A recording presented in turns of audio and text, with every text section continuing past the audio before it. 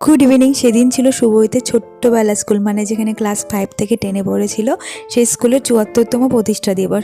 তো আমি আর শুভ সন্ধ্যাবেলা গিয়েছিলাম অনুষ্ঠান দেখতে। আসলে এটা একটু শীতের মানে জানুয়ারি মাসের দিকেরই ঘটনা। তো তখন এত কিছু হয়েছিল যে কখন ওভারলুক হয়ে গেছে, তো আপনার সাথে শেয়ার করাই হয়নি। তাই ভাবলাম আজকে একটু ছোট্ট করে শেয়ার করে দিই। পুরো স্কুলটাতে খুব সুন্দরভাবে ডেকোরেশন করা হয়েছিল। আর এটা ছিল ওর ক্লাস 5-এর রুম নাম্বার, যখন প্রথম স্কুলে ভর্তি হয়। তো তখন নাকি গেটের বাউন্ডারি ছিল না, তো কোনো এক কারণবশত গোটা স্কুল মানে ক্লাসকে সেদিন কান ধরে বাইরে দাঁড় করে রেখে দিয়েছিল। বাবা তো রাস্তাতে যাচ্ছিল, এবার গিয়ে দেখে ফেলে যে ও কান ধরে দাঁড় করে রেখে দিয়েছে। তারপরে তো পুরোটাই গল্প হয়ে গেছে বাড়িতে গিয়ে। আপনাদের কার কার সাথে এরকম হয়েছে বলুন তো, যে কান ধরে দাঁড় করে রেখেছে আর বাবা কিংবা মা দেখে ফেলেছে? অবশ্যই কমেন্ট করে জানাবেন।